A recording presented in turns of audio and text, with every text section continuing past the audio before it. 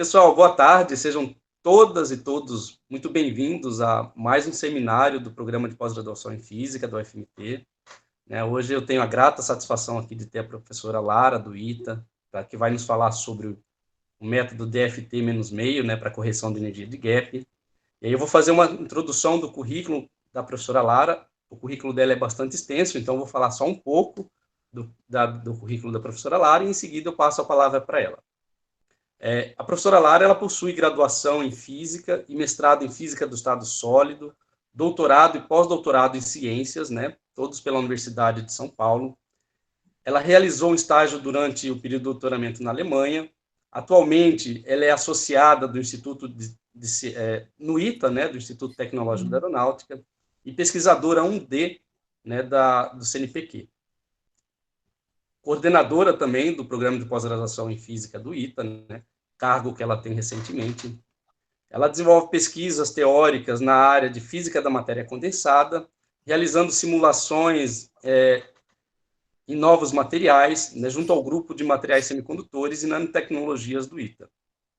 Sua pesquisa está voltada principalmente para a compreensão das propriedades estruturais, eletrônicas, ópticas e termodinâmicas de sólidos e nanoestruturas. Entre os projetos atuais que ela vem desenvolvendo, destaca-se o estudo das propriedades de diferentes materiais bidimensionais, materiais 2D, e estudo das ligas semicondutoras, perovskitas, isolantes topológico, e desenvolvimento de metodologia para o estudo de estados excitados. Ela é revisora aí de mais de 26 periódicos, entre eles o PRL, Science, Nanotechnology, além de orientar também vários alunos na pós-graduação lá do ITA. Professora, eu agradeço mais uma vez a senhora ter aceito o nosso convite, é com muita satisfação que a gente tem aqui no nosso seminário, que vai estar sempre de portas abertas, quando quiser falar qualquer outro tema, a gente vai ter espaço, abrir um espaço para que você possa falar com a gente. Obrigado, passo a palavra para você. Tá joia. Imagina, Teldo, eu que agradeço, é um imenso prazer aqui poder falar aqui para vocês, no pessoal aqui da UFMT, e não só da UFMT, haja visto que vocês têm esse canal aí no YouTube com vários inscritos e tudo mais. Bom, grande prazer. Como foi dito, pelo Teldo, então, eu sou professora lá do ITA, a gente tem um grupo, de materiais semicondutores, e eu vou falar, então, do nosso método DFT-meio que a gente desenvolveu para o cálculo de correção de gap. Então, como um roteiro, eu vou falar um pouquinho quem somos, então, um pouquinho do ITA, para quem não conhece, do nosso grupo, as nossas linhas de pesquisa, apesar do Teldo já ter passado aí rapidamente, Depois eu vou dar só uma passada rápida pela teoria do funcional densidade, pela DFT, dando alguns fundamentos teóricos, falando do problema do gap. Em particular, se vocês quiserem mais detalhes, como eu vou passar rapidamente, mas em mais detalhes no próprio canal de vocês, eu vi, Teldo, que tem um curso do Venezuela, professor lá da UF, que muito bom, por sinal, de teoria do funcional densidade, aqui no próprio canal. É isso mesmo. Esse curso a gente ofertou ano passado, durante a pandemia, e foi um curso muito bom, usando quanto expresso, teve teoria e prática, foi muito bom. Desculpa estar falando, intrometendo assim na sua fala, mas só para fazer a propaganda, que está todo disponibilizado lá, para quem quiser fazer, pode ir no canal do programa. Isso mesmo. Ótimo. E aí, finalmente, vou falar do nosso DFT-meio, dando um pouco dos fundamentos teóricos, de onde vem a ideia do DFT-meio, que nome é esse, DFT-meio, enfim, e falar um pouco do desempenho dele em diferentes sistemas, tá? Então, começando aqui pelo ITA, o que é o ITA, Bom, aí, da mesma forma que vocês têm a Federal do Mato Grosso e temos as universidades federais, a gente tem o ITA, é nada mais do que uma IES federal, tá? Uma instituição de ensino superior federal, onde a gente tem cursos de graduação, tá? Em engenharias, então a gente só tem em engenharia graduação, então aeronáutica, aeroespacial, eletrônica, mecânica aeronáutica, civil aeronáutica. Então, em pós-graduação, além dos cursos de pós-graduação em engenharia, a gente tem pós-graduação em física também. Então, a gente tem lá, temos alunos de mestrado, doutorado, posições de pós-doc, etc. Tá? Para quem não sabe, vocês devem ter ouvido falar da Embraer, né? A nossa empresa, né? Indústria Aeronáutica Brasileira. O ITA é o berço da Embraer. A Embraer nasceu aqui no ITA. Onde fica o ITA, né? Então, a gente está aqui no estado de São Paulo, então, na cidade de São José dos Campos. Então, se você pegar aqui a cidade de São Paulo, pegar a Via Dutra e ir até o Rio, você vai passar pela cidade de São José dos Campos. Fica mais ou menos uns 100 quilômetros de São Paulo, tá? Fica entre São Paulo e Rio. Bom, o nosso campo aqui é um campus bem agradável, né? Então, tem bastante natureza. Imagino que natureza aí não falte aí no Mato Grosso. Espero estar presencialmente depois que acabar essa pandemia aí, né, porque afinal também tenho muita curiosidade aí de conhecer. Não conheço o Mato Grosso, tenho muita curiosidade. Então, a gente tem aqui um campus bem agradável, a arquitetura do Oscar Niemeyer, aqui é nosso prédio da biblioteca. E já aproveito para fazer aqui uma propaganda também. Já falar que a BWSP, né, a Brazilian Workshop on Semiconductor Physics, do ano que vem, vai ser aqui no ITA. Então, já estão todos convidados, por favor, a virem aqui no ITA, né? Ano que vem, sejam muito bem-vindos. Não só para a BWSP, mas sempre que quiserem também estamos aqui de portas abertas, tá? Bom, o nosso grupo. Então, eu entrei aqui no ITA em 2005 como professora, passei no concurso, e o Marcelo em 2006. E a gente, então, decidiu fundar o nosso grupo de materiais semicondutores e nanotecnologia. E aí, mais recentemente, a gente teve dois ex-alunos, aqui, inclusive, até do ITA, né? O Ivan e o André, dois novos professores que passaram no último concurso e que agregaram, então, imensamente aí no nosso grupo. Nosso grupo cresceu dobrando de tamanho, né? Temos mais dois professores aqui. E vários alunos aqui de iniciação, mestrado, doutorado. Nós não temos nenhum pós-doc no momento, já tivemos, né, anteriormente, então tem essa possibilidade aí de iniciar mestrado, doutorado e pós-doc também no grupo. Temos colaborações internacionais com a Itália, com colaborador do André, né? Itália e Alemanha são mais colaboradores meu, do Ivan e do Marcelo. E colaborações nacionais, e aqui eu coloco você, ó, Teldo, aqui o FMT, aqui com a gente também, né? Tem o pessoal aqui da UFC Legal. Que está assistindo, né? Então, é um grande prazer estar aqui, né? Então, bom, o que a gente faz lá no nosso grupo? Né? Então, eu vou dizer para vocês que a gente participa, a gente é cientista de um laboratório virtual, né? Então, se a gente for pensar, vamos pensar num cientista de materiais, o que ele faz? Né? Ele vai sintetizar aquele material, depois vai pegar aquela amostra e vai caracterizar e obter as propriedades lá, ver as propriedades eletrônicas, etc. O que a gente vai fazer? Mesma coisa, só que no computador. Né? Então, a gente tem lá os átomos, a gente vai colocar numa determinada geometria aqui, numa determinada rede, e aí a gente vai ter as interações entre os átomos vão ser regidas, a gente vai ter aqui, resolver a equação de Schrödinger logicamente com uma série de aproximações, que eu já vou comentar um pouco com vocês, e obter essas propriedades desses materiais. Então, a gente quer prever essas propriedades desses materiais com, de repente, alguma utilidade, né, para o dispositivo, etc. Que propriedades essas? Então, podem ser propriedades desde termodinâmicas, será que o material é estável? Não é estável? Será que ele tende a separar a fase se for uma liga, etc.? Magnéticas, de condução, interação, né, radiação com a matéria, estruturais, então, parâmetros de rede, constantes elásticas, módulo de Young, etc. Enfim, uma série de propriedades desses materiais. Então, a gente fica aqui na frente do computador fazendo as nossas contas, né, no nosso laboratório.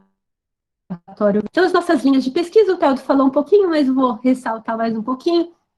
Então, a gente tem aqui materiais tridimensionais, onde a gente tem diversas simulações de vários materiais, novos materiais, óxidos, né, perovskitas, então, atualmente tem essa linha forte de perovskitas para células solares, classe de materiais, né, de perovskitas voltadas para células solares. Ligas semicondutoras, como já foi dito, né? Por que é interessante estudar ligas? Então, vamos pensar que você tem, por exemplo, aqui eu estou mostrando para vocês, olha, uma figurinha de uma estrutura, né, de um laser na região do azul, que é feito de múltiplos postos quânticos de nitreto de galho índio. Então, uma liga de InGaN, né?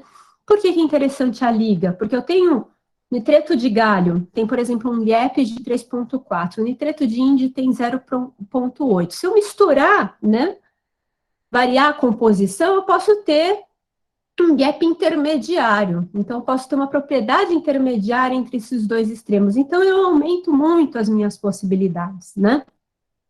Então, é super interessante eu estudar ligas e são super utilizadas nos dispositivos. Outra coisa que é importante também a gente saber para um dispositivo é a interface, né? Então, quais são as propriedades? Como se dá a interface aqui entre dois materiais, né? O alinhamento das bandas nessas interfaces, etc. Isso vai definir o nosso dispositivo também, né? Então, só para vocês terem uma ideia de escala, eu tirei essa figura desse paper, mas eu achei ela bem ilustrativa. Aqui você tem, por exemplo, uma célula solar, né? Então, você está nessa escala de cruzamento. Se você vai indo, vai diminuindo, né? Então, escala micrométrica, você vê essa estrutura aqui, né? De empilhamentos aqui, como que você vai, metal, etc., a camada ativa e tudo mais. Você pega a camada ativa, abre ela e vê a sua escala atômica, é nessa escala que a gente trabalha. Tá? Então, a gente não está trabalhando nessa escala aqui, não. A gente está trabalhando nessa escala, escala atômica, tá bom? Então, a gente quer saber as propriedades aqui do material, a gente vai tirar essas propriedades do material, do bulk, da superfície, da interface, os níveis de energia, espectro de absorção, e é óbvio, como esse material constitui aqui a camada ativa desse dispositivo, essas propriedades vão interferir lá, né, no dispositivo, tá bom? Mas a gente está nessa escala. Né? Outra linha de pesquisa interessante que a gente tem no nosso grupo é de materiais bidimensionais, né? Então, aí a gente tem aqui, a gente estuda diversos, né? Vocês sabem do grafeno, logicamente, e vocês sabem que depois do grafeno tiveram diversos materiais bidimensionais, começaram a ser sintetizados e estudados, né? Então, e a gente teve aí, não só os materiais bidimensionais são estudados isoladamente, como empilhados, né, no que a gente chama de heteroestruturas de Van der Waals, porque essa interação entre as camadas é mais fraca, sob a interação de Van der Waals, enquanto que no plano são ligações covalentes.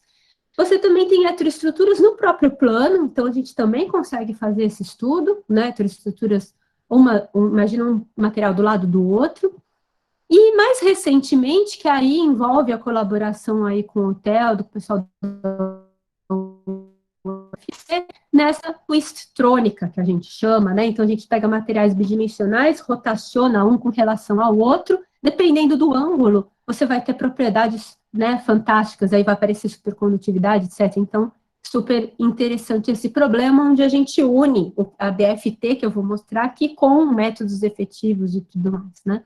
Ou o tight bind, enfim, outros métodos. E a gente consegue também estudar como mudam as propriedades desses materiais sob tensão, campo elétrico e tudo mais. Então, é uma linha bem forte também de materiais bidimensionais. E a outra linha, como já foi mencionado também, esse desenvolvimento de metodologia, que é o método DFT-meio.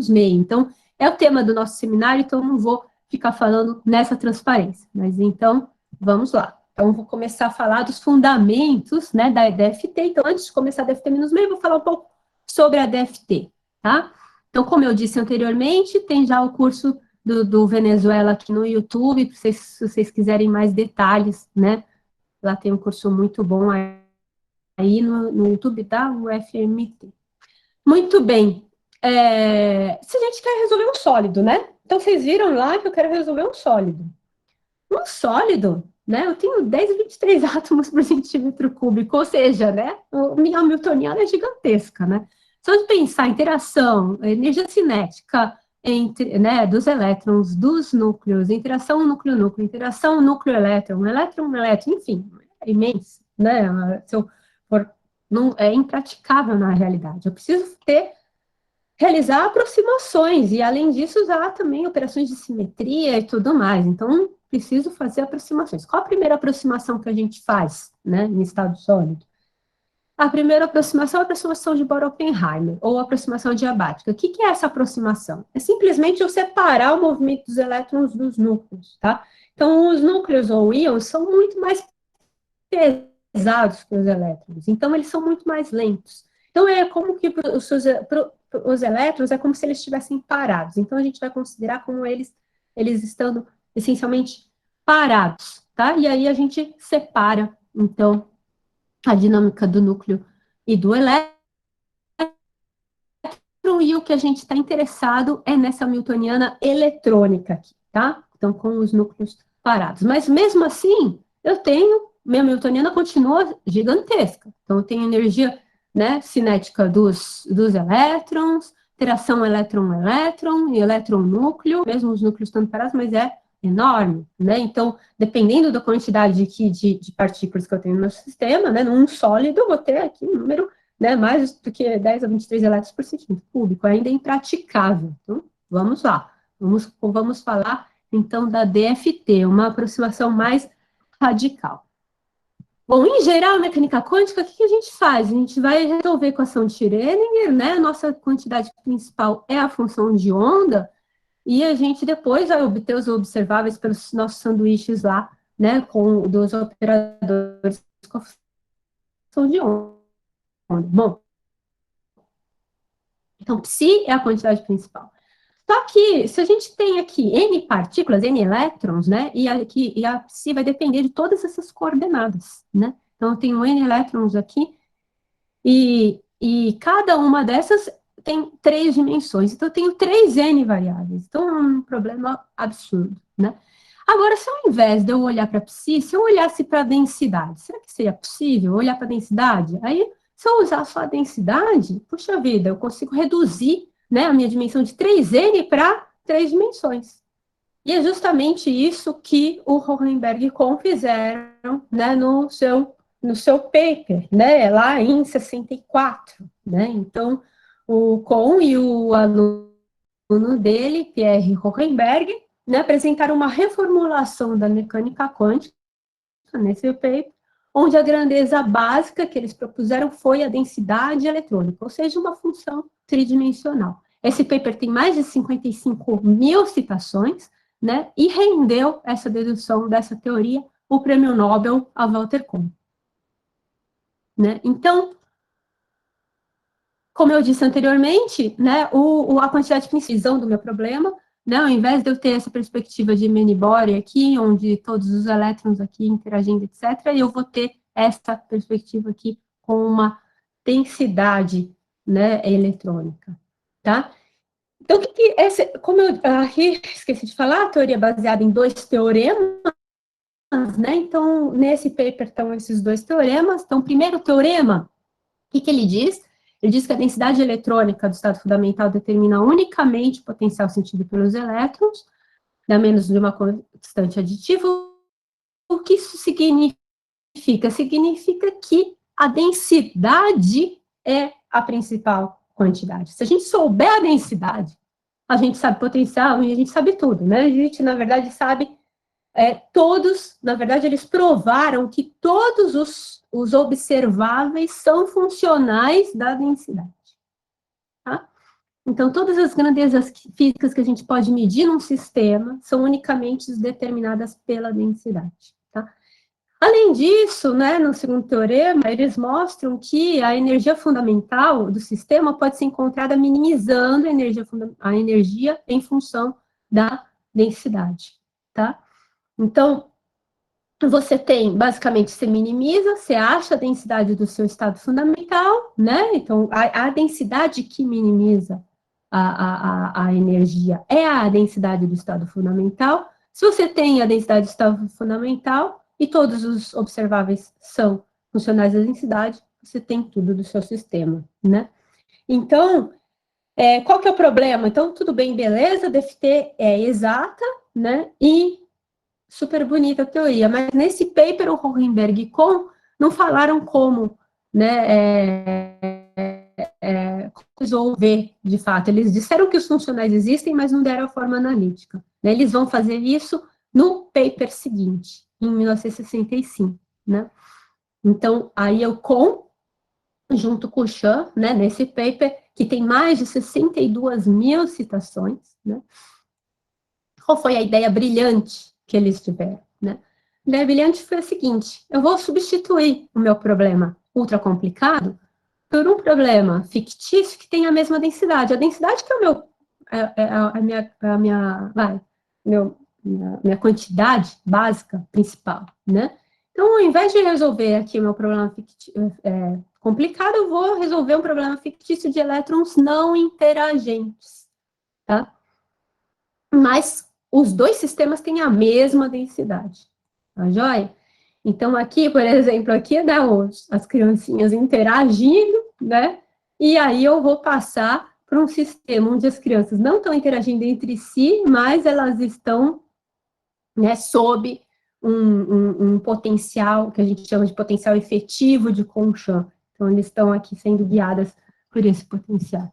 Né? Então, a gente emerge os nossos elétrons num potencial efetivo, que é esse potencial de Kohn-Sham. Então, como eu tornei o meu sistema, né, de interagentes para não interagentes, eu simplifiquei meu problema. Ao invés de ter um problema de N corpos, agora eu tenho N problemas de um corpo sujeito a um potencial de Kohn-Sham. Então, agora eu tenho uma visão single part, então, uma partícula, então, N problemas, onde eu vou resolver, então, eles mostram lá, que você chega, então, nas equações que chamam equações de Kohn-Sham.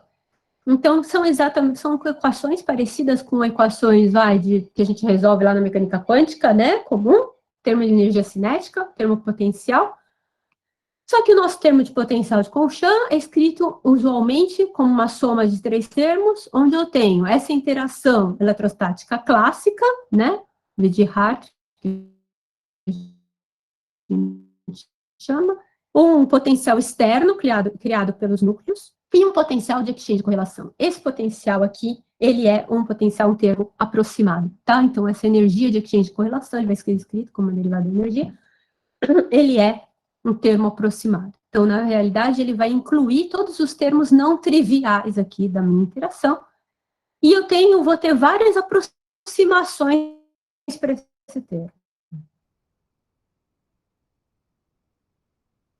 Tá? Então, vou ter a aproximação LDA, GGA, também tem meta-GGA, etc. Tá? Então, LDA é Local Density Approximation, aproximação da densidade local.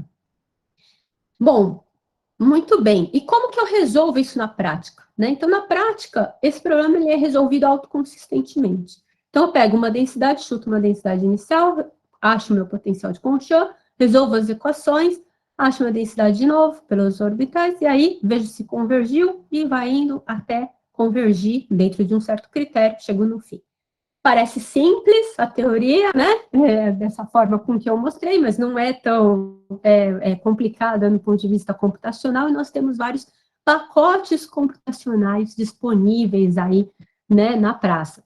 Aqui eu cito só alguns deles.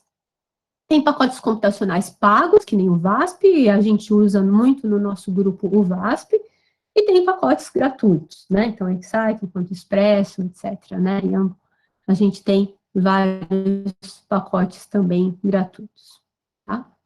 Então, teoria do funcional densidade, abordagem, né, mais popular, utilizada na física da matéria condensada. Você tem resultados excelentes para geometria, todas as propriedades de estado fundamental, né, energia de coesão, coeficientes elásticos. E aqui, só para mostrar o crescente, como ainda cresce o número de publicações utilizando a teoria do funcional da densidade. Então, a teoria do funcional da densidade começou realmente a ser... Aqui, na verdade, nesse meu gráfico, eu começo em 97, mas é porque eu, lá no Web of Science, não consegui ir antes. Mas, na verdade, ela começa a crescer mais mesmo lá na década de 90, né, do século passado. Então, 90,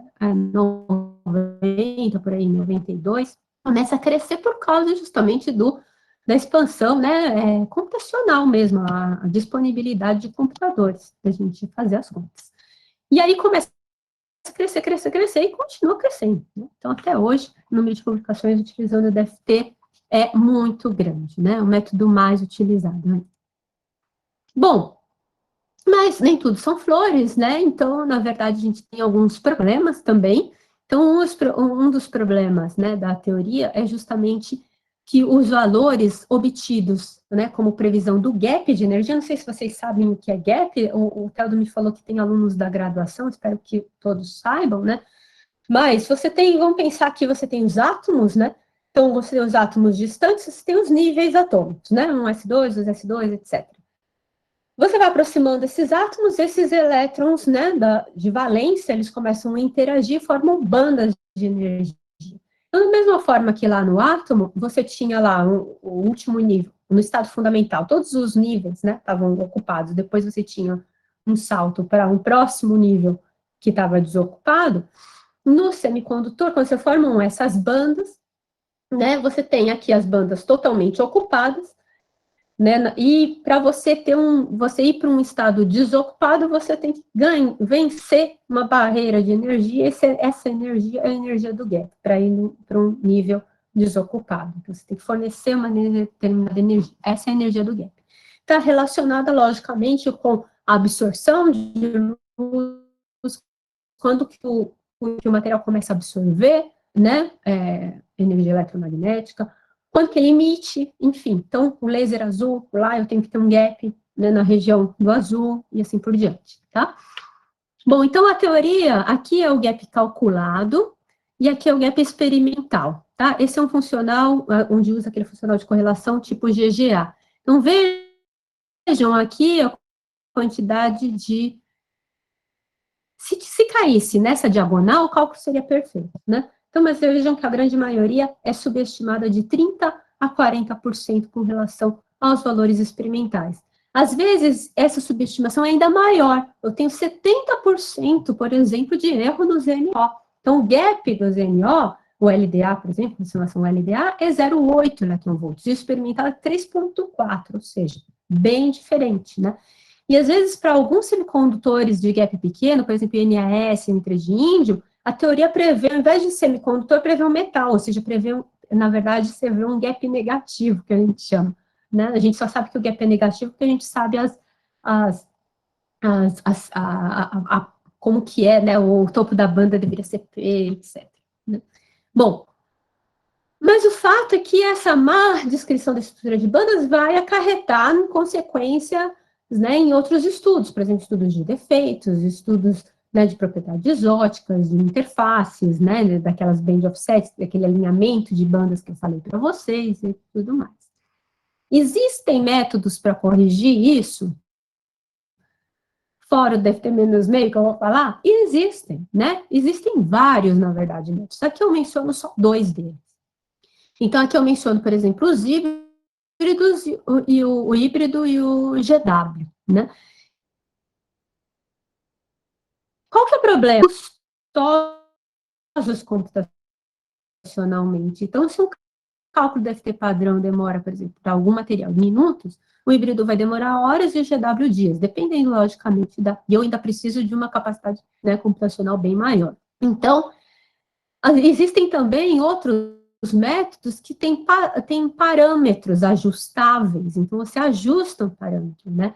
Então, na realidade, você não gostaria muito disso, você gostaria de um método que não tivesse parâmetros, que fosse computacionalmente, né, não fosse computacionalmente dispendioso, e que, com isso, permitisse a modelagem de sistemas mais complexos, como interface, ligas, defeitos, superfícies, estruturas, onde você tem que usar centenas de átomos na sua célula unitária, né? E é justamente isso que o DFT-meio faz. Então, eu vou falar um pouquinho aqui da ideia, então, da onde vem essa nomenclatura DFT-meio, da onde, né, da onde vem a ideia DFT-meio.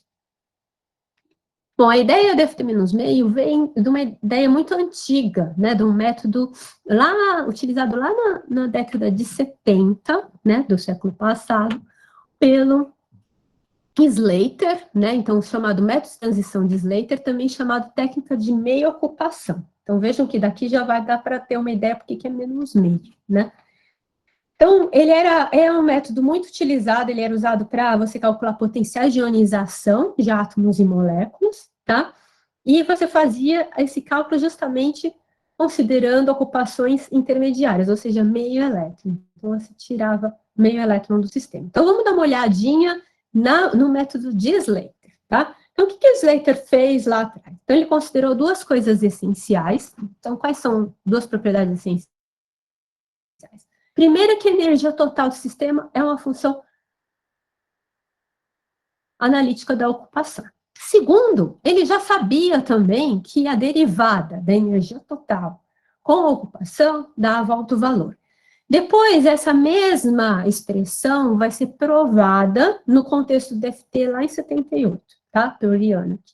Então, essa expressão vai ser válida lá no FT também, tá? Mas isso já era conhecido antes.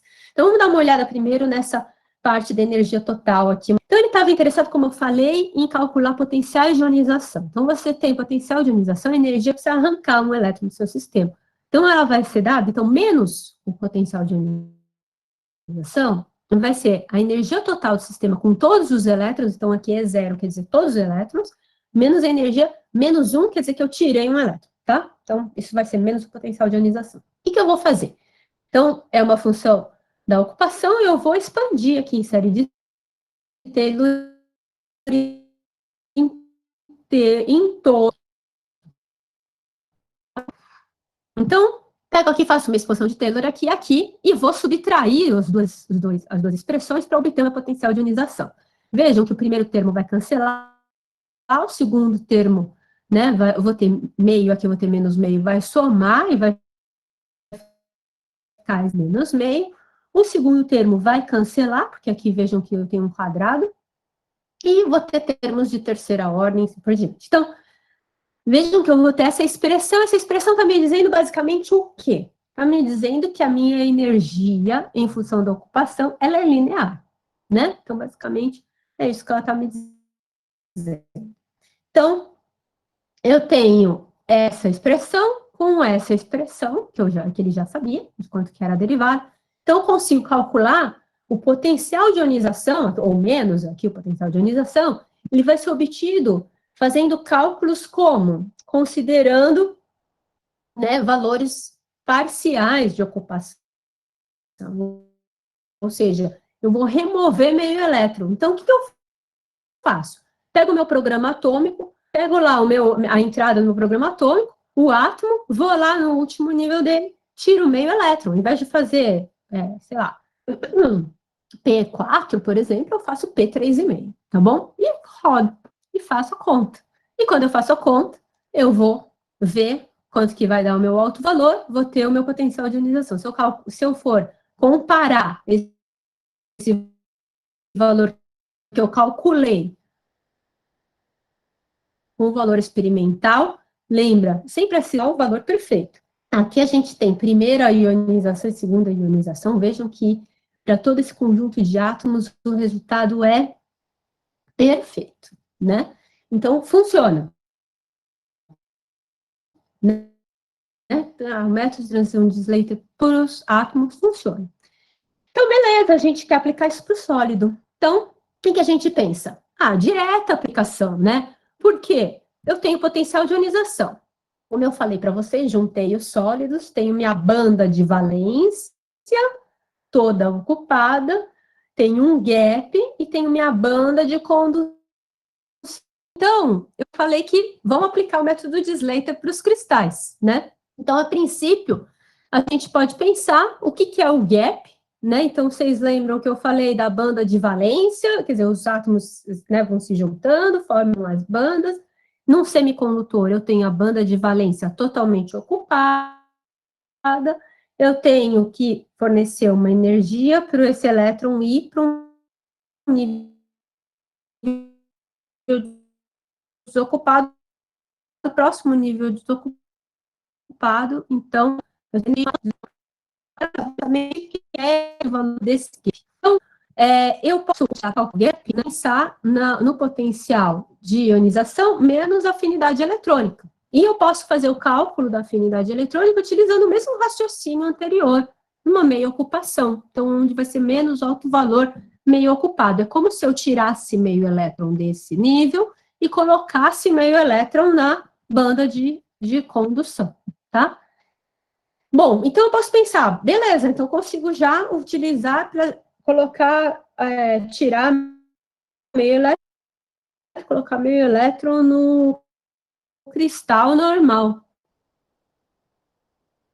Só que a gente tem um problema, a gente não consegue fazer isso. Então, só com o sistema periódico infinito, e a função de onda é uma função de onda de Bloch delocalizada.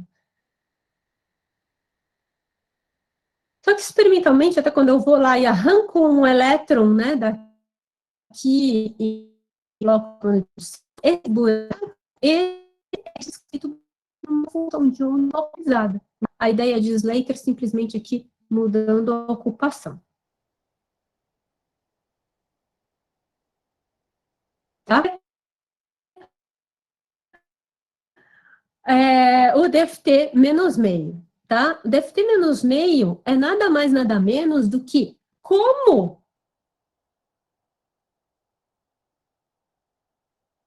que eu utilizo... Será que o Marcelo tentou me ligar? Não, né? Eu fico agora com medo se eu estou ao vivo ou não. Como que eu utilizo, tá certo? A ideia de Slater para um sólido. Então, essencialmente, o DFT menos meio, ele vai me dar a receita. Como usar a ideia de Slater para um sólido que eu não consigo aplicar de imediato, tá? Então, a gente publicou esses 2 artigos aqui, né? Junto, eu, o Marcelo, e o professor Luiz Guimarães Ferreira, tá bom? E qual que é, então, a ideia do DFT-meio? Então, relembrando aqui só, a gente tem, essa expressão era conhecida lá do Slater e o Yana que provou, né, no contexto da DFT, que a derivada da energia total com ocupação é o alto valor. Você tem uma variação, a gente sabe que tem uma variação linear do alto valor com a ocupação, e a gente tem um esquema exatamente de Slater, tá certo? Então, menos o potencial de ionização é o alto valor semi-ocupado. Então, a gente tem que obter esse alto valor semi-ocupado. Como ele varia linear com a ocupação, eu vou escrever esse alto valor semi-ocupado aqui como sendo alto valor totalmente ocupado menos 1/2 da derivada do alto valor com a ocupação. Então, eu tenho que achar, esse daqui é o alto valor com todos os elétrons, então, o alto valor lá de Conchamp. E eu tenho que subtrair essa quantidade aqui. Então, eu vou calcular, vou lá ver, fazer a conta, qual que é a derivada do alto valor com a ocupação lá na teoria do DFT, lá utilizando DFT e Hellman-Feynman, tá? Bom, então, na hora que eu faço a conta lá, eu vou chamar o termo todo que eu vou obter de 2S. Então, eu vou substituir aqui 2S e vai ficar... Então, essencialmente, o meu alto valor semi-ocupado vai ser o meu alto valor de conta, menos esse S-alfa, que eu chamei aqui, tá? Se eu pegar essa expressão aqui, essa derivada com a ocupação, lá na teoria de DFT, né, com Hellman-Feynman, etc., fizer a conta, eu vou obter, eu posso escrever em termos de um potencial, vou obter essa expressão grande aqui, tá certo? Com todos esses termos. A gente vai chamar esse S-alfa de autoenergia, porque, olhem o primeiro termo, né? O primeiro termo eu tenho uma integral de N-alfa de novo, sobre módulo R, é como se eu tivesse uma alta interação eletrostática, né? Então, eu tenho, então, por isso que a gente chama de autoenergia nesse contexto, tá bom? Então, essencialmente, a princípio, a gente teria que calcular esse S-alfa com essa expressão. Só que qual que é o grande trunfo, qual que é o grande, né, a grande visão do DFT-meio? Não é calcular essa expressão aqui. Então, a gente nunca calcula essa expressão. Porque aí você vai falar, puxa, super complicado, que simples o quê? Não, que é átomo, é exatamente a subtração de 2 potenciais. Onde eu tenho o potencial de um átomo com todos os elétrons, e eu tenho o potencial meio ionizado, onde eu tirei meio elétron, passou a subir, exatamente, só calcular a expressão de cima.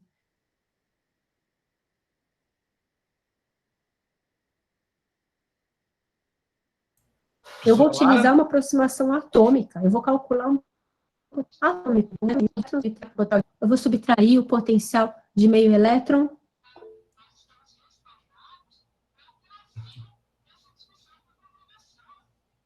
atômico, tá? Ou seja, então, ao invés de calcular o potencial,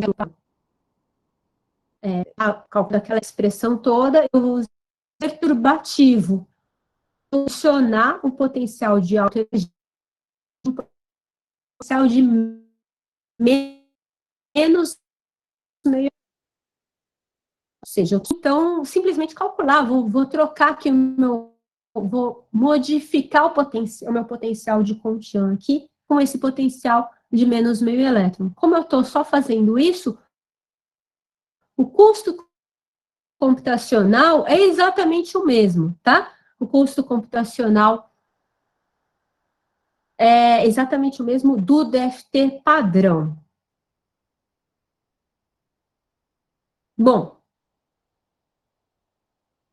logicamente temos um detalhe mais aqui, essa intenção de vocês, né? Se esse potencial de interpretação de potenciais de autoenergia, e, além disso, se eu somar no meu cristal inteiro, vai divergir, então eu tenho que colocar uma função de corte. Então, essencialmente, o meu potencial de meio elétron, ele vai ser multiplicado por uma função degrau, tá? Então, isso aqui nada mais é do que uma função degrau, que é integrável, derivável, etc. Bom? Então, aí vocês vão falar, bom, mas aí introduziu um parâmetro. Eu vou falar, não introduzi, porque olha só que interessante. Na verdade, a gente vai obter esse cut aqui variacionalmente. Então, esse corte aqui vai ser obtido variacionalmente. A gente vai fazer o cálculo, né, para vários potenciais diferentes, com diferentes cuts, e vai maximizar o gap. Então, o cut para o qual o gap é máximo é o cut que eu vou utilizar, que vai ser vai ser o potencial modificado, e o DFT esse gap vai ser o gap DFT menos meio. Então, qual que é a ideia? A ideia é, eu vou fazer um cálculo, qual que é o fluxo, né? Eu vou fazer um cálculo DFT padrão, aí eu obtenho as bandas, vejo quem que contribui para o topo da banda de valência, né? Vejo qual é o caráter do topo da banda de valência. Então, por exemplo, o nitreto de galho, eu vejo que é o P do nitrogênio. Então, eu vou fazer a conta do potencial atômico para o nitrogênio. E vou tirar meio elétron do nível P. E vou fazer a conta com todos os elétrons, subtraio um do outro e obtenho o potencial de meio elétron. Subtraio esse potencial lá, modifico então meu potencial de Contian, subtraio para diferentes cuts, né? Diferentes cortes, faço o meu cálculo DFT menos meio e obtenho então o gap DFT menos meio. Tá? Bom, muito bem. O método DFT menos meio tem uma boa transferibilidade, então esses potenciais atômicos modificados, né? Se eu fizer o cálculo para um fosfeto de índio, fosfeto de galho, fosfeto de alumínio, vejam que o cut é praticamente o mesmo, então o mesmo potencial que eu modifiquei de fósforo, eu posso utilizar para esses três materiais, ou para o nitrogênio, para os três nitretos aqui, ou os três arsenetos, e a mesma coisa para os materiais bidimensionais. Isso é muito bom, então basta eu obter um potencial modificado para um dos átomos, tá? Bom, muito bem. Aí, vamos ver então a performance, né? Quais são os resultados que a gente obtém com a nossa teoria aqui? Então, aqui é gap calculado, gap experimental. Essa linha é justamente o resultado calculado com o experimental. Esses pontos vermelhos são os nossos resultados padrão, que são subestimados, que a gente já discutiu. Vejam que nossos resultados são extremamente bons, né? Muito bons. Bom, como que ele se compara com o GW, né? Que a gente considera estado da arte, que é um método Menibor e tal. Bom, olha só, o calculado, o experimental essa linha tracejada seria o perfeito. Os pontos vermelhos são os nossos, os triângulos azuis são os GW. Então, eles comparam super bem. Ou seja, eu tenho o meu cálculo deve ter menos meio, né? É a mesma acurácia que o GW, mas o mesmo tempo e gasto, custo computacional de uma forma geral, não só em tempo, mas memória, do que um cálculo DFT padrão, né? Então, um híbrido maior, GW maior, só que eu tenho o mesmo resultado, mesma acurácia. Muito bem. Então, o DFT menos fácil de implementar, um potencial de menos meio elétron atômico, né? Que eu vou modificar lá, potencial de Kunchan. Ele é preciso, ele é livre de parâmetros, ele é computacionalmente eficiente, possibilita seu uso em sistemas mais complexos. Uma observação que tem que ser feita aqui é que o DFT-meio é utilizado para cálculo de estrutura eletrônica, tá? Não para propriedade estrutural. Propriedade estrutural a gente utiliza do DFT padrão mesmo, tá? Que já tem um resultado muito bom. Por exemplo, parâmetro de rede erra 1% só o DFT padrão. Então, não precisa melhorar. A gente usa o resultado do DFT padrão e DFT-meio só para estrutura eletrônica. A gente tem um prazer de que o método é utilizado em vários lugares do mundo, né? Então, vejam que aqui a gente mostra o país que mais utiliza é a China, depois Rússia, Europa, enfim, vários grupos no mundo. O método DFT-meio está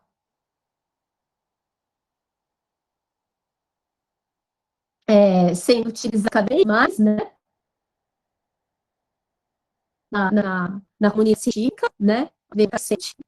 Eu tenho, só para confirmar, gente, eu tô compartilhando minha tela direitinho, né? A tela completa, né, para vocês. Tá certinho, professora. Eu não consigo. Tá tudo certo? Então tá bom. Desculpa. Depois de tudo que aconteceu, eu fiquei na dúvida.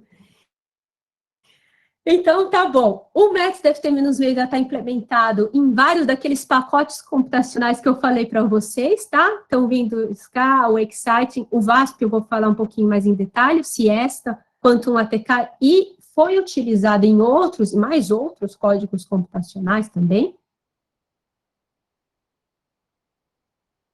Mas em né, o Henrique, ele automatizou o uso, o método DFT para ser utilizado com o VASP, né? A gente pretende divulgar, mas eu já deixo aqui divulgada já de antemão, né, para a comunidade científica, para facilitar o uso do DFT-meio com o VASP. E aqui eu mostro o desempenho do DFT-meio para vários sistemas, onde, em particular, eu foco mais em sistemas mais complexos, tá? Então, cálculos de band offset. Então, lembra daqueles alinhamentos de banda que eu falei? No DFT-meio, utilizando o DFT-meio, você consegue considerar a célula mesmo, então, a junção aqui dos dois materiais.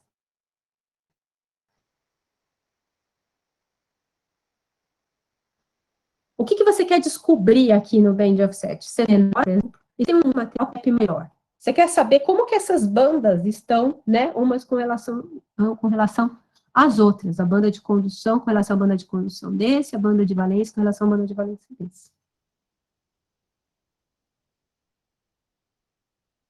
Bom, os nossos resultados são super experiência, né? O GW utiliza outra metodologia, mas o nosso resultado também bate muito bem. Para os nitretos aqui, os nossos resultados batem super bem com a experiência do band offset, né? Valência condução, também super bons resultados. Veja aqui aquela curva do Cut. Professora tá vendo? Clara, tá me escutando? Então a gente vai, né? Tô. Diga. Talvez se você desligar o vídeo, possa melhorar o áudio, que está congelando sua voz um pouco. Tá cortando? Talvez se desligar o vídeo melhore. Isso, vamos testar. Agora tá, desliguei. Puxa, parece desculpa, que melhorou. até se você quiser, eu faço tudo de novo outra vez, se você quiser, tá bom? Puxa, parece que melhorou, professora. Não esperava. Tá bom. Então, Essa é aquela curva lá da energia do gap variando o cut, né? Então, vejam que aqui o máximo é o gap DFT menos meio, e que bate essa linha horizontal é exatamente a linha experimental, tá? Então, vejam que bate muito bem com o resultado experimental, né? Bom, estados de defeitos também, né? A gente já utilizou. Então, por que são sistemas complexos? Você precisa de uma célula, essa célula se repete em todo o espaço, e você precisa de células grandes, né? Por quê? Porque você vai repetir essa célula em todo o espaço, na hora que você repetir essa célula, você vai ter o seu defeito ou impureza aqui, também repetido na célula vizinha, né? Então, na verdade, você tem que minimizar essa interação entre os defeitos, porque experimentalmente essa concentração é bem baixa. E se você usar poucos átomos por célula, ao invés de ter um nível de defeito aqui, como a gente vê nessa figura, a gente vai ter uma banda, uma grande dispersão em energia, né? Então, uma variação aqui na energia, conforme eu vario a direção do cristal.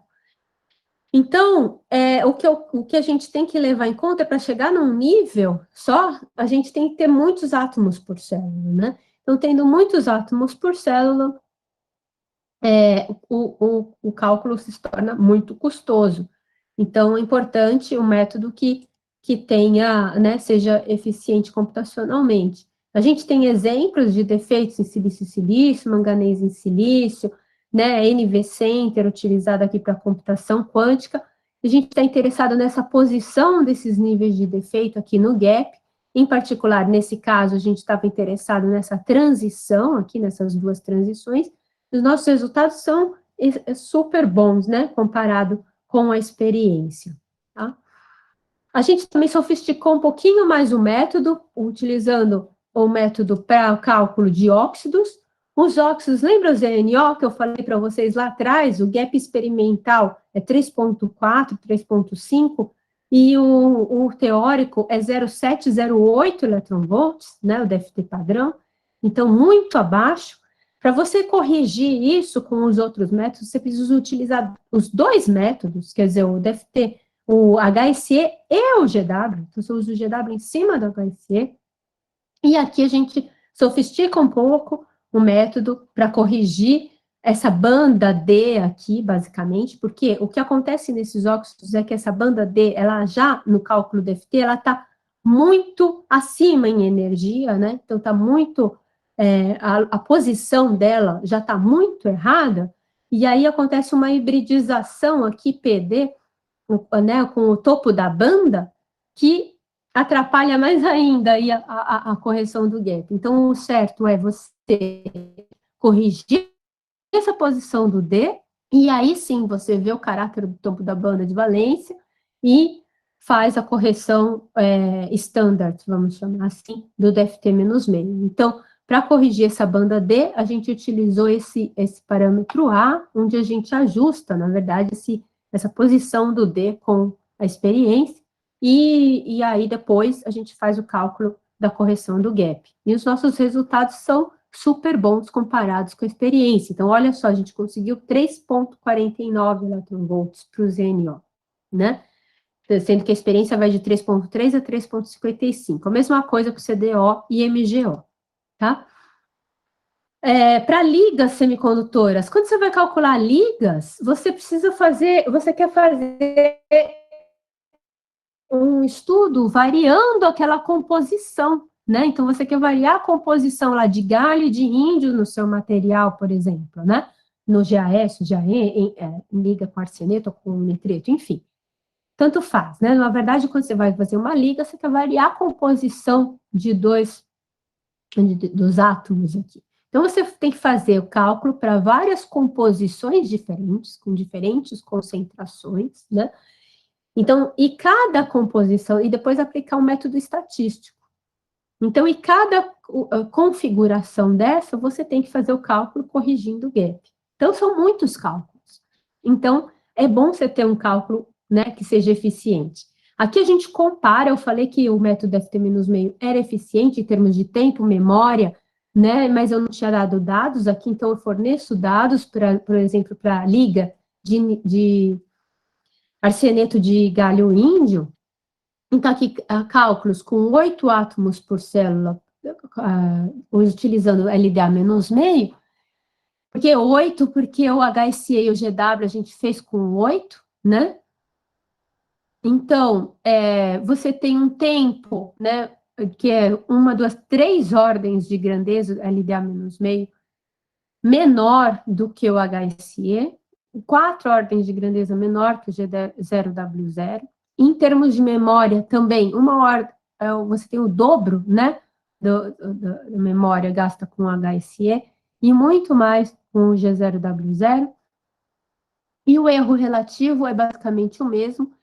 E como você tem esse baixo custo computacional, você consegue ainda aumentar mais os seus número de átomos por célula. Às vezes você consegue fazer com 16 átomos por célula, coisa que você não consegue fazer com o GW. E os nossos resultados? Vejam só os resultados do GAP, variando a composição aqui. Esses pontos são resultados experimentais, né? Então, aqui embaixo eu tenho, né, o valor do DFT padrão. Essa curva azul é o nosso resultado do DFT menos meio. Vejam que os nossos resultados, né, os pontos são experimentais, batem super bem com o resultado experimental variando a composição. Ou seja, resultados complicados, tem um monte de composição, né, tem que calcular correção de gap em cada composição, e eu consigo resultados desapurados e custo computacional equivalente ao DFT padrão. Materiais bidimensionais isolantes topológicos, a gente tem aqui resultados para alguns dumbbells, onde tem resultados equivalentes ao HSE. Em particular, nesse paper, a gente mostra resultados para 34 materiais bidimensionais. Os pontos vermelhos são os nossos resultados, né? Os triângulos são os híbridos. Aqui a gente não compara com a experiência, então aqui é calculado e aqui é GW. Então a gente está comparando nosso resultado com o GW, considerando o GW, né, o estado da arte, vendo como que compara os nossos resultados com o GW. Os quadrados pretos são o DFT padrão. Então, o DFT padrão subestima, os nossos resultados são comparáveis ou até melhores, né, que os híbridos, que o híbrido em vários casos. Então, aqui é só nosso resultado com o GW. Tem materiais que não funcionam, tá? Então, é importante dizer, por exemplo, que quando o caráter do topo da banda de valência é igual ao caráter do fundo da banda de condução, então, em geral, o DFT menos meio, ele falha, tá? Porque você vai aplicar basicamente a mesma correção nos 2 níveis, então você não vai conseguir abrir o gap, tá bom?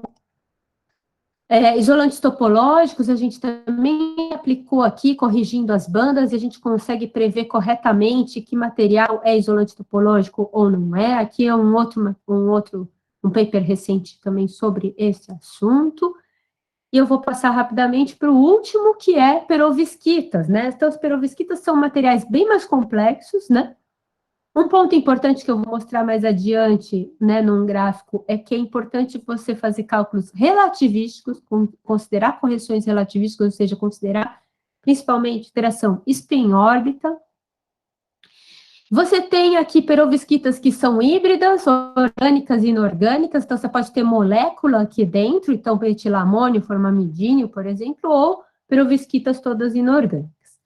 Aqui nesse artigo a gente mostra o gap calculado experimental. Vejam que os nossos resultados são muito bons, né? A gente consegue uma melhora substancial com relação ao DFT padrão, em especial para os materiais onde a gente obtém o máximo de eficiência, né? Então, o gap aqui, a região, isso aqui é um dado teórico de célula solar, né? De uma única junção, que você precisa de um material nessa faixa aqui de gap, então, que é essa faixa cinza, né? Então, para esses materiais, ainda o nosso resultado ainda é melhor. Então, como a gente consegue resultados muito bons para perovskitas, a gente também aplicou para ligas, usando perovskitas, e a gente obtém até espectros de absorção e tudo mais. Nesse paper, a gente inclui correções relativísticas. Aqui eu mostro para vocês, quando eu falo que inclui spin-órbita, a gente tem que pensar também que quando a gente inclui spin-órbita, Quer dizer, nas perovskitas, ela é imprescindível que eu coloque interação spin-órbita, mas o spin-órbita aumenta em 4 vezes o tempo computacional. Então, é mais importante ainda eu ter um método eficiente computacionalmente. E vejam aqui, é um resultado, né, para essa liga de metilamônio, onde eu vario chumbo e estanho com iodo. Aqui em cima é um cálculo sem spin-órbita, esses pontos são pontos experimentais, e aqui é um cálculo incluindo spin-órbita. Veja que eu só consigo uma concordância realmente com os resultados experimentais, variando a composição, incluindo também efeito spin-órbita. Vejam que esse cálculo é um cálculo super sofisticado, né? Eu incluí aí interação spin-órbita, incluí correção, né, de gap, e incluir estatística em ligas em materiais ainda mistos, orgânico e inorgânico. Também tem ligas aqui inorgânicas, onde novamente a gente mostra também que a interação spin-órbita é fundamental para você obter esse bonding, quer dizer, aqui eu estou variando o gap com a composição, o quanto que varia da linearidade a gente determina, né, uma quantidade que mede isso é o bonding. Então, vejam que ela é curva, né, não é linear. Então, e a gente obtém resultados super bons aqui, né, para os gaps, e é super importante a gente incluir também um spin-órbita. Então, concluindo, o método DFT-meio é um método eficiente, fácil implementação, baixo custo computacional, permite cálculos de estrutura de bandas com correções aproximadas de quasi-partícula, para uma vasta classe de materiais e sistemas com excelente precisão, está bem consolidado e atualmente tem sido utilizado por vários grupos no mundo. A gente espera também que o número de brasileiros, então aqui eu faço uma propaganda, utilizem mais o nosso método, prestigiem a nossa ciência aqui. E o método foi implementado em vários códigos computacionais. Se vocês tiverem interesse, entrem em contato. Então, aqui eu deixo o meu e-mail, o e-mail do grupo, né? Tem eu, o Marcelo, o Ivan, enfim, o André. Se quiserem, a gente pode até programar um mini curso com atividades hands-on aqui, mostrando para vocês, tá? Eu deixo meus agradecimentos às agências de fomento. Aqui, em particular, eu esqueci só o Laboratório de Computação Santos Dumont, que a gente fez algumas contas. Então, deixo os meus agradecimentos. Muito obrigada e peço desculpas por não ter percebido que tinha caído a minha conexão. Muito obrigada, gente. Lara, muito obrigado aí por você ter nos falado 2 vezes, né, no seminário. Já deixo aqui de antemão o interesse que a gente tem aí pelo minicurso que você está sugerindo. A gente pode até fazer uma coisa, como a gente fez lá com o Pedro, né, Venezuela, a gente pode transmitir aqui pelo nosso canal e convidar toda a comunidade que tem interesse, né, fazer um curso aberto. Sim. Aquele curso do Pedro teve mais de 150 inscritos, teve muita gente mesmo. Que legal. Não, com certeza. A gente faz com todo prazer, viu, Teldo? E aí, se você... Teldo, nossa, eu fiquei tão sem graça, muito boa, viu? Não tem problema. Se você quiser e autorizar, eu já posso organizando esse curso aí para... aí a gente pode marcar para esse ano ainda, ou ano que vem, primeiro semestre, aí vai depender da sua disponibilidade. Mas eu posso organizar já para transmitir no nosso site e fazer a propaganda para o Brasil inteiro. Oh, maravilha, com todo prazer, com certeza. Certo. Pessoal, agora a gente abre para pergunta. Muito obrigada pela presença. Pode falar, Lara. Não, eu ia só agradecer ao pessoal todo, a paciência, né? A presença e a paciência, porque, puxa vida, eu fiquei aí mais de meia hora desconectada sem perceber. Muito, muito obrigada a todos vocês, viu, gente? Então, Lara, a gente abre para algumas perguntas, você autoriza? Porque já passou, você deve estar cansada também, né? Tendo que levar em consideração Lógico que sim, sem dúvida. Por favor, fica à vontade. Então, tá bom. Pessoal, dessa vez eu vou fazer um esquema diferente, porque agora eu acho que o Google Meet tem a mãozinha aí para todos os participantes, tá? E aí, quem tiver interesse em fazer alguma pergunta para a professora Lara, por gentileza, levanta a mãozinha virtual aí, que aí eu vou vendo, à medida que for aparecendo a mãozinha, eu passo a palavra para abrir o microfone e interagir com a professora Lara. Então, eu deixo aberto aí as perguntas.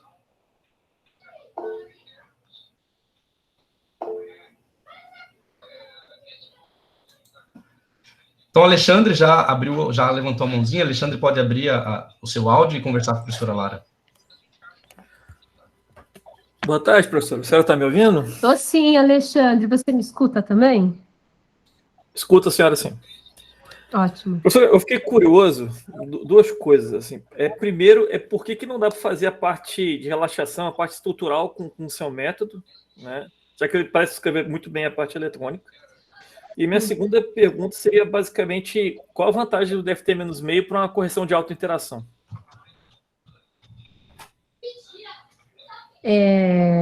Eu não entendi direito a sua segunda pergunta, mas a primeira pergunta, bom, primeiro é porque realmente a gente obtém resultados errados, tá? Se você for fazer o cálculo. Na verdade, a gente tem algumas ideias, tá? De como a gente tá em progresso isso, de como fazer essa conta, porque a gente, essencialmente, o que a gente faz é corrigir sempre o topo da banda de valência. Então, a gente não coloca aquele meio elétron na condução, porque aquela correção ela é pequena a princípio, porque o estado é delocalizado, a condução é delocalizada, então, a princípio, a alta energia da condução seria pequena. Então, a gente faz sempre o cálculo, em geral, corrigindo só a valência. Quando a gente faz só corrigindo a valência, você está inserindo um termo, e você vai obter resultados errados mesmo. Mas se for fazer, né, for tentar achar o parâmetro de rede, você vai achar um parâmetro de rede que não é o correto, né? É que nem o GW, por exemplo, né, um tempo atrás, você também não consegue fazer os cálculos ele é só para estrutura eletrônica. A gente tem algumas ideias, tem alguns resultados muito positivos, mas está muito incipiente, então não vou mencionar. Mas, basicamente, a ideia, ela é utilizar as duas correções, a da valência e a da condução, porque aí você soma e subtrai a interação que você está somando lá. E aí você consegue um bom resultado. Mas os nossos resultados, como eu disse, são muito incipientes, então vou deixar isso para mostrar esses resultados mais para frente. Mas isso é algo que a gente está em progresso, vamos dizer, é um dos estudos que a gente quer, que a gente tenta chegar no nosso grupo, né, deixar o DFT-meio também bom para você obter propriedades estruturais, enfim, para obter tudo, né, mas isso está em progresso. Obrigado, professor, pela resposta. Uma outra curiosidade... Imagina, a segunda, eu não entendi a sua segunda pergunta. Não, a segunda pergunta, assim, eu não conheço muito também, mas me mostraram outro dia que tem uma correção de auto-interação, que aí, de alguma forma mexia na DFT, mas eu não entendo os detalhes. Acho que é o SIC, não é? Isso, SIC, exatamente. Ah, tá, eu sei. Então, nosso resultado, basicamente, a gente chega nas mesmas equações que o SIC. Sabe aquela equação lá, aquele termo grande que eu obtive lá? Né? Com aqueles termos todos do potencial de UVS? Sim, sim, eu lembro, você colocou. Chega em equações similares, né? Então, na verdade, é similar, mas só que, na verdade, a gente utiliza esse truque que eu falei para vocês, que é justamente utilizar o cálculo potencial atômico, o SIC não, né? Então, na verdade, nosso método, a princípio, né, ele seria mais equivalente, eu acho que de todos os que têm correções de gap, ele é o que seria mais equivalente, seria justamente ao SIC. Obrigado, professor. Uma curiosidade que eu tinha, se der tempo ainda, primeiro se dá para usar o método da senhora com cálculo BSE no VASP, por exemplo, e se funciona com a interface do VASP com Vania 90 também. Dá sim. Dá sim, inclusive, na verdade, eu esqueci de colocar aí na nossa apresentação. A gente tem um paper publicado, né, foi esse ano ou final do ano passado, Marcelo, que é justamente cálculos BSE em cima de FT menos Ano meio. passado, né? Ano passado, né? Isso. E a gente pretende ainda fazer outras, mais contas. O problema todo do LDA-meio, que a gente vê mais para propriedades óticas, é se você for para mais altas energias, né?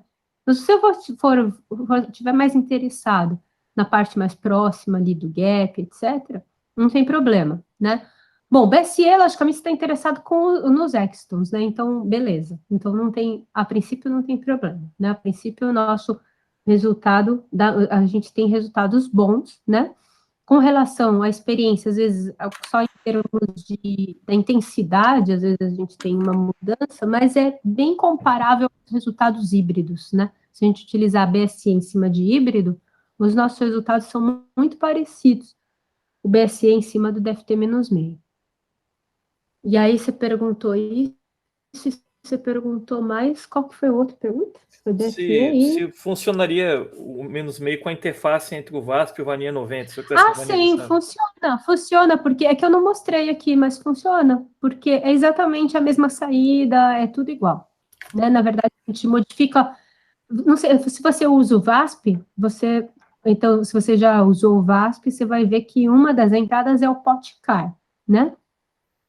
O que a gente faz no nosso método é modificar o POTCAR, tá? Então, essencialmente é isso. Você modifica o POTCAR, mas é tudo igual, os cálculos são todos iguais, você obtém estrutura de bandas, você pode fazer vanerização, inclusive esse é um dos pontos que a gente está trabalhando aí, junto com alguns estudantes, aí interagindo também com o André, com o Diego, com o pessoal aí, para obter os parâmetros, né, tight binding aí via DFT com correção de gap. Muito obrigado, então, professor. Imagina. Qualquer coisa pode entrar em contato. Obrigado, Alexandre, pela pergunta. O Agmel Mendonça deixou uma pergunta no chat, mas se ele tiver com o áudio disponível, Agmael, você pode abrir o áudio e fazer a pergunta diretamente à professora Lara. Boa noite, professora Lara, tudo bom? Boa noite. Prazer assistir sua palestra.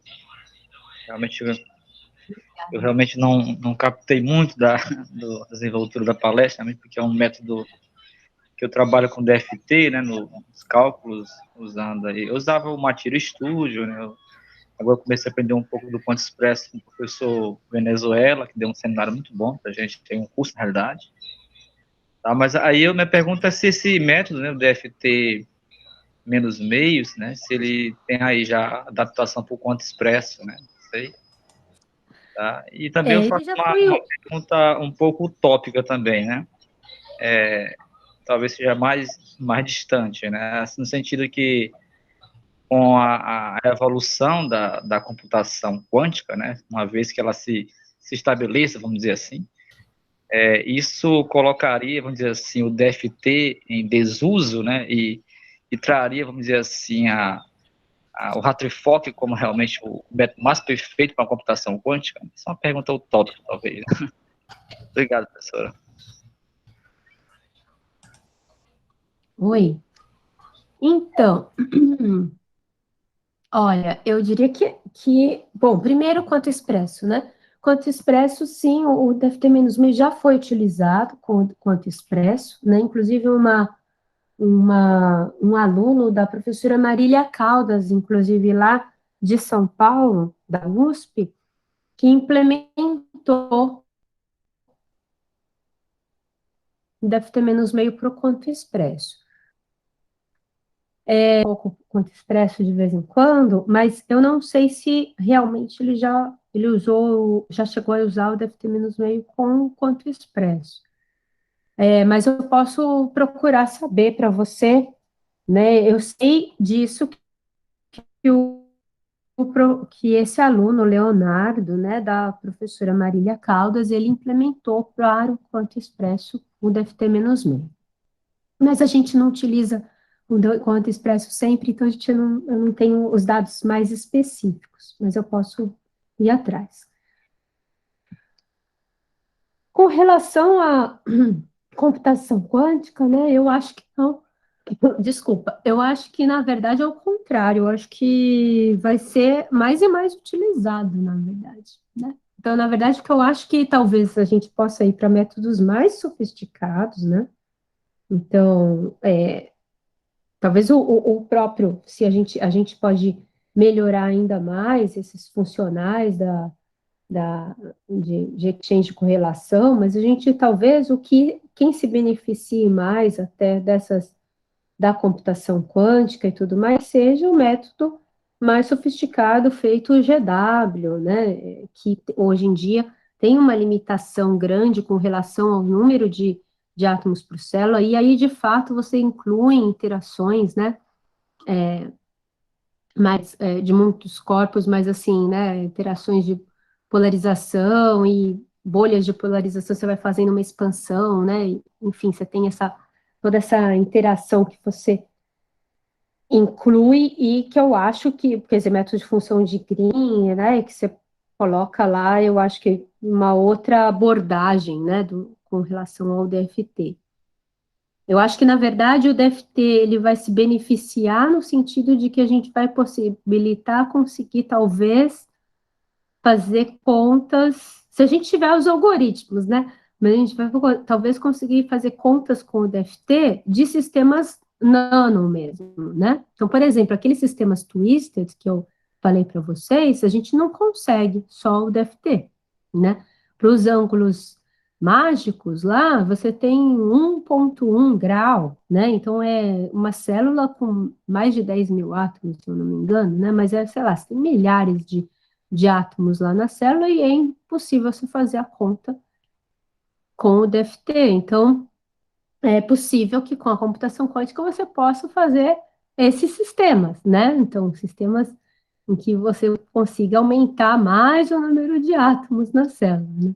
Então, eu acho que não vai acabar em desuso, não, né? Eu tenho...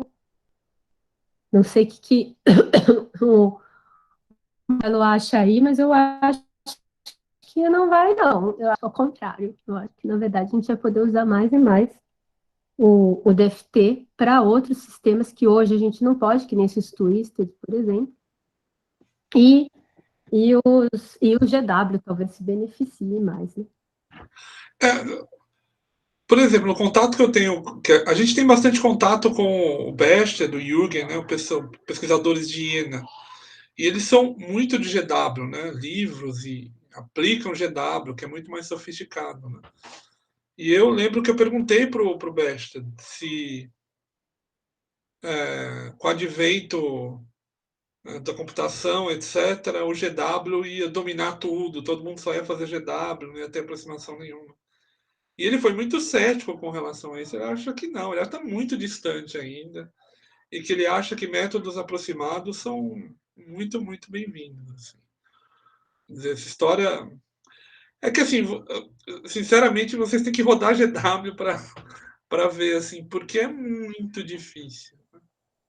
Você faz lá 4 átomos, difícil, aí com 10 átomos não consegue fazer direito, aí é bem complicado. Né? Então te limita demais, né? Óbvio que é o estado da arte, etc. Mas eu não sei, assim, conversando com ele eu fiquei um pouco mais animado, assim, porque ele realmente foi bem sério. Ele achou que não, que é muito complicado ainda. Obrigado, Agmel. Obrigado, professor Marcelo, pela complementação. Professora Lara, eu sei que está cansada, mas se me permite, eu vou fazer a última pergunta do seminário e a gente pode encerrar. Né?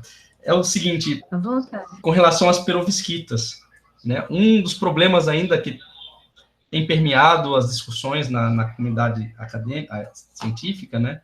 É o fato da degradação das perovskitas. Né? E eu queria saber se você conhece algum trabalho ou tem interesse, né, em investigar os processos de degradação das perovskitas, né, se esse método permite que a gente estude, né, esses processos de degradação, ou se você também conhece se o fato das perovskitas apresentarem constantes de elétrica muito elevada, né, e isso em alguns sistemas provoca um dielectric mismatch muito forte, se isso também contribui para a degradação das perovskitas.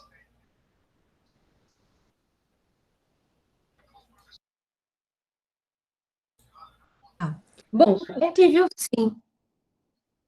Maria, tem uma mensagem que eu perdi a conexão, espero que não. Alô? Tá me escutando? Ah, agora sim, graças a Deus. Você Bom, entendeu a pergunta? Entendi a primeira parte, né? Então eu vou responder, aí qualquer coisa você complementa, tá bom? Tá. É o seguinte, com relação à degradação das perovskitas, a gente tem inclusive até uma aluna, a gente está em trabalho junto com até um professor, né, da Federal Rural do Rio de Janeiro, ele é co-orientador de uma aluna minha de doutorado, ele é químico, né? E a gente está interessado justamente nesse aspecto da degradação da perovskita. Então, na verdade, ela está fazendo uns cálculos onde ela coloca água, né? Vai colocando moléculas de água lá dentro da perovskita e vai vendo como que isso vai mudando as propriedades eletrônicas, etc., né, da perovskita. Então, e a gente vai fazer correção, deve ter menos meio e tudo mais aí. Então, a gente pretende, né, estudar um pouco esse aspecto também, tá? Então, esse é pelo menos a gente tem só essa aluna, né, no momento, estudando esse aspecto, mas é um aspecto muito interessante, muito complexo, né? Muito complexo, eu acho que ainda tem muito debate aí na literatura, né, para...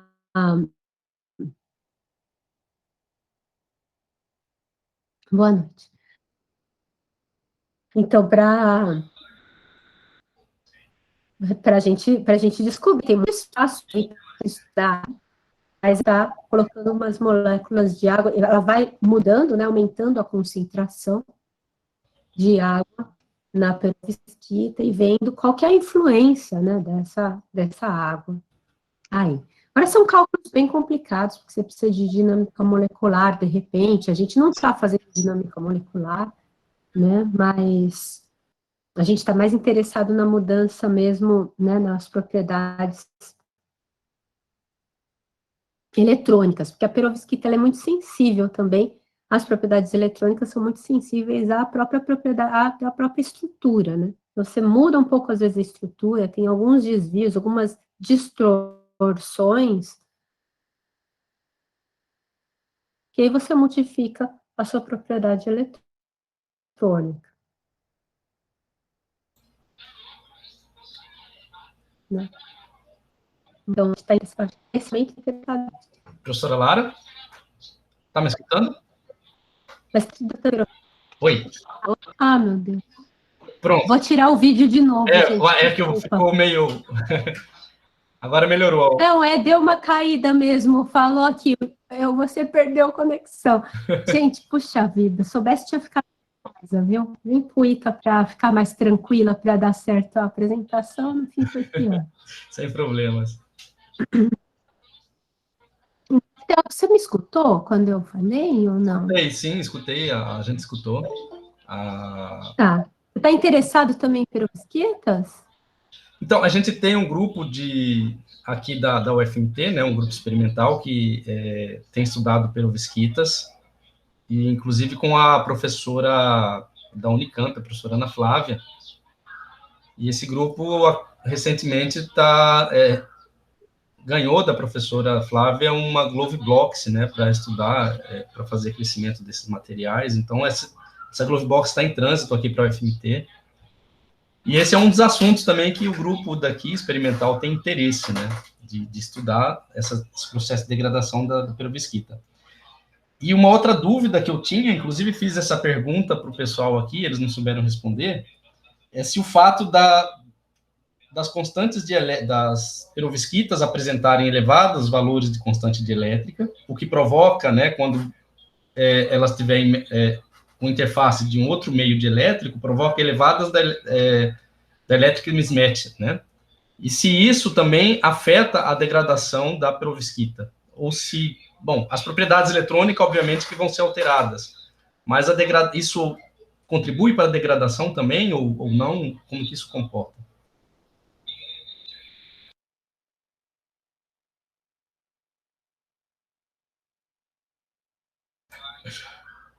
Oi, Lara.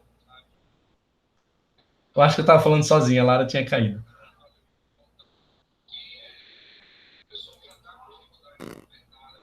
Oi, Lara, tá escutando? Oi. Deixa eu tentar aqui pelo celular, desculpa. Caí, Tudo bem, sem eu problema. caí aqui. Mas aí você estava falando alguma coisa Da constante de elétrica, constante de exato, elétrica, das né? perovskitas. E como que o fato de ser Olha, elevado, ela ser sincera, afeta a eu não sei. degradação. Marcelo, você sabe alguma coisa disso, não? Oi? Eu não sei, para dizer bem a verdade, ô Teldo. Ô Marcelo, você sabe dizer alguma coisa a respeito? Bom, tem a questão da constante de elétrica ser alta, né? Faz com que os defeitos sejam bem rasos, né? É isso que eu sei. Então, a grande vantagem da perovskita é que Sim, mesmo mas isso é uma vantagem, né? é uma Não é vantagem. pela degradação, né? Agora, com relação à degradação, eu não sei. Mas acho que um ponto também na degradação, eu acho que não é só estudar a degradação, né? Porque na medida que você tem mais materiais que você tem que tenham boas propriedades para fotovoltaicos, né? É maior a chance de você achar um material que efetivamente seja mais resistente, né? Então, a gente tem essa linha de tentar estudar a degradação, né, aqui com a aluna da professora Lara, né, a Gabriela, que a gente começou agora, mas também uma outra forma é descobrir o maior número de materiais, né, possíveis em perovskita que tenham boas propriedades, né? Sim. Então, é uma outra vertente que a gente faz. Do Fernando, né, por exemplo, né? E é o estudo justamente de ligas e tudo mais, né? Então você procurar outros materiais que não tenham essa possibilidade, né? Então, de serem facilmente degradados. Também tem um estudo também relativo à degradação, misturando também materiais bidimensionais com perovskitas, né? Então você ou misturar até perovskitas bidimensionais com perovskitas tridimensionais, né? Sim. Então isso princípio ajuda também, né? Sim, sim. Mas com relação a esse mismatch da constante elétrica, eu preciso ir atrás para verificar, Teldo, mas pode ser interessante. A Flávia me falou a mesma coisa, que pode ser interessante, mas ela também ainda não. Bom, o que significa dizer, se a Flávia está falando isso, né, talvez seja uma linha interessante para poder investigar. Exato, né? É algo que a gente pode investigar também, né? Com certeza. Sem dúvida. Então, Lara, muito obrigado pelo seu seminário. O pessoal aqui no chat está parabenizando, né, pelo ótimo seminário que você nos ofereceu. E o Agmael está interessado no curso aí de DFT menos um meio, né? Então a gente pode conversar. E o professor aqui da UFMT está pedindo para eu lhe mandar o artigo que ele publicou sobre degradação também de perovskitas, que ele fez a parte experimental, um trabalho experimental sobre degradação. Depois eu mando para você e para o Marcelo. Maravilha, maravilha. Tá? Teldo, eu que agradeço, peço novamente desculpas, mil desculpas por não ter percebido que eu tinha caído. Sem problema. Se tivesse um jeito da gente se ver, pelo menos, né? Mas, enfim, desculpa novamente, mas muito Tem, professora, obrigada mas aí pela você precisa de oportunidade, duas telas. agradeço novamente, né, a oportunidade, agradeço a todos os estudantes, agradeço aos professores a paciência também, que todo mundo se manteve paciente até essa hora, né? Muito obrigada mesmo. Tá bom? A gente E que com agradece, certeza a Lara. gente está super disponível a fazer esse mini curso aí do DFT-. Legal, vamos combinar que talvez a gente possa fazer aí esse mini curso, juntando os 3 programas de pós-graduação com o pessoal do Ceará lá, que talvez tenha interesse, através do professor Diego. E a gente vai ter bastante público, não tenho dúvida. Perfeito. E agradeço também ao paper aí que o professor vai mandar sobre degradação. Muito obrigada também. Tá, eu vou mandar. Pessoal, Grande muito prazer, obrigado. viu, Teldo? Muito obrigada. Muito obrigado, Lara. Marcelo, eu vou entrar em contato contigo para a gente conversar sobre o seu seminário. Uma Perfeito. professora Divanilza também, da Federal de Sergipe, que também esteve aqui participando. Eu agradeço muito a presença dela, os demais professores que tiveram aqui, os alunos, principalmente os alunos, né, que esse seminário a gente faz pensando nos alunos. E desejo a vocês um bom final de semana e aqueles que puderem, tomem a vacina que já está disponível, né, Lara? Você já tomou, né? Com certeza, gente, não deixem de tomar vacina, pelo amor de Deus. Tomei a 2ª dose, muito feliz, daqui a 20 dias já vou participar aí de eventos presenciais, né, tomando ainda os cuidados que são necessários. Exato, e todo mundo vacinado pode vir para cá, para o ITA, para ver o WSP, né, ano que vem. Já me sinto aí, Lara, ano que vem. Maravilha. Pessoal, muito obrigado, bom final de semana a todos e a todas. E até o próximo seminário. Tchau, tchau.